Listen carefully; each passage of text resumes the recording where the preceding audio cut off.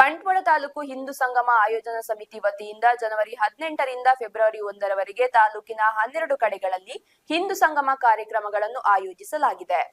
ಈ ವಿಷಯವನ್ನು ಕಾರ್ಯಕ್ರಮದ ಸಂಯೋಜಕರಾದ ಪ್ರಸಾದ್ ಕುಮಾರ್ ಬಿಸಿ ರೋಡಿನ ಪ್ರೆಸ್ ಕ್ಲಬ್ನಲ್ಲಿ ಕರೆದ ಸುದ್ದಿಗೋಷ್ಠಿಯಲ್ಲಿ ತಿಳಿಸಿದರು. ಈ ವರ್ಷದ ವಿಶೇಷವಾಗಿ ನಮ್ಮ ಸಮಾಜದ ಎಲ್ಲ ಬಂಧುಗಳನ್ನು ನಾವು ಮತ್ತೆ ತಲುಪಬೇಕು ಅನ್ನುವಂಥ ಒಂದು ಭಾವ.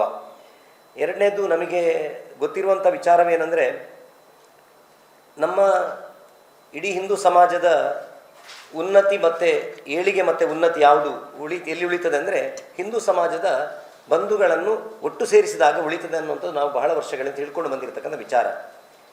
ಈ ಹಿನ್ನೆಲೆಯಲ್ಲಿ ಈ ವರ್ಷ ವಿಶೇಷವಾಗಿ ಸಂಘದ 100ನೇ ವರ್ಷದ ಶತಾಬ್ದಿ ವರ್ಷವೂ ಹೌದು. ಅದಕ್ಕೋಸ್ಕರ ವಿಶೇಷವಾಗಿ ಬೇರೆ ಬೇರೆ ಕಾರ್ಯಕ್ರಮಗಳನ್ನು ಆಯೋಜಿಸಲಾಗಿದೆ. ಹಿಂದೂ ಸಂಗಮ ಅನ್ನುವಂಥದ್ದು ಇಡೀ ಜನಮಾನಸ ಸೇರ್ಕೊಂಡು ಮಾಡುವಂಥ ಒಂದು ಕಾರ್ಯಕ್ರಮ. ಇದಕ್ಕೆ ಯಾವುದೋ ಸಂಘದ ಜವಾಬ್ದಾರಿ ಇದ್ದಂಥವ್ರು ಮಾಡ್ತಾರೆ ಅನ್ನುವಂಥದ್ದಿಲ್ಲ. ಈಗಾಗಲೇ ನಮ್ಮ ತಾಲೂಕಿನಲ್ಲಿ 12 ಕೇಂದ್ರಗಳನ್ನು, ಸಂಘದ ಯೋಜನೆಯ ಪ್ರಕಾರ ಮಂಡಲಗಳು ಅಂತ ಹೇಳ್ತೀವಿ ನಾವು, ಆ ಮಂಡಲಗಳಲ್ಲಿ 12 ಮಂಡಲಗಳು ತಮಗೀಗಾಗಲೇ ಪ್ರೆಸ್ ನೋಟ್ನಲ್ಲಿ ಕೊಟ್ಟಿರುವಂಥ ವಿಚಾರದಲ್ಲಿ ನಮೂದಿಸಿದ್ದೇವೆ ನಾವು. ವಿಶೇಷವಾಗಿ ನಾಡಿದ್ದು 18ನೇ ತಾರೀಕಿಂದ, ನಾಳೆಲ್ಲ ನಾಡಿದ್ದು 18ನೇ ತಾರೀಕು ಯಾವುದು ಆದಿತ್ಯವಾರ ನಡೆಯುತ್ತೆ, ಮೊದಲನೇದು 2 ಕಾರ್ಯಕ್ರಮ ನಡೆಯುತ್ತದೆ.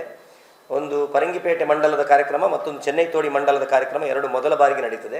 ಆನಂತರ 25ನೇ ತಾರೀಕಿಗೆ ಒಂದಷ್ಟು ಕಾರ್ಯಕ್ರಮಗಳು ಸಂಘಬೆಟ್ಟು ಇರ್ಬೋದು, ಬಂಟ್ವಾಳ ಕಸಬಾ ಇರ್ಬೋದು, ಅರಳ, ಕರಿಯಂಗಳ ಈ ಭಾಗಗಳಲ್ಲಿ 25ನೇ ತಾರೀಕು ಕಾರ್ಯಕ್ರಮ ನಡೀತದೆ.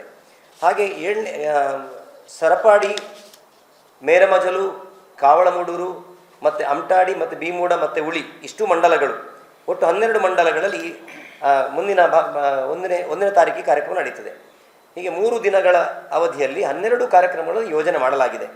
ವಿಶೇಷವಾಗಿ ಕಾರ್ಯಕ್ರಮ ಅಂದಾಗ ಸಹಜವಾಗಿ ಒಂದು ಭಾಷಣ, ಅಲ್ಲಿ ಒಂದು ಜನ ಸೇರುವುದು, ಘೋಷಣೆಗೆ ಹೋಗುವುದು, ಅಲ್ಲಿಂದ ವಾಪಸ್ ಹೋಗುವುದು ಅಂತ ಅನ್ನಿಸುತ್ತೆ. ಆದರೆ ಈ ವರ್ಷ ಆ ರೀತಿಯ ಯೋಜನೆ ಮಾಡಲಾಗಿಲ್ಲ.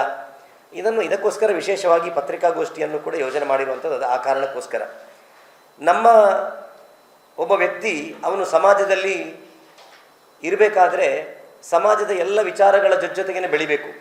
ಸಮಾಜದ ಒಳಿತನ್ನು ಉಳಿಸಿಕೊಂಡು ಅವನ ಜೀವನ ಶೈಲಿಯನ್ನು ವ್ಯತ್ಯಾಸ ಮಾಡಿಕೊಂಡು ಅವನು ಈ ಸಮಾಜವನ್ನು, ಹಿಂದೂ ಸಮಾಜವನ್ನು ಉಳಿಸಲಿಕ್ಕೆ ಏನೆಲ್ಲ ಮಾಡಬೇಕು ಅನ್ನುವಂಥ ಸಂಗತಿಗಳನ್ನು ಸೇರ್ಪಡೆಗೊಳಿಸ್ತಾ ಈ ಹಿಂದೂ ಸಂಗಮವನ್ನು ಜೋಡಣೆ ಮಾಡಲಾಗಿದೆ.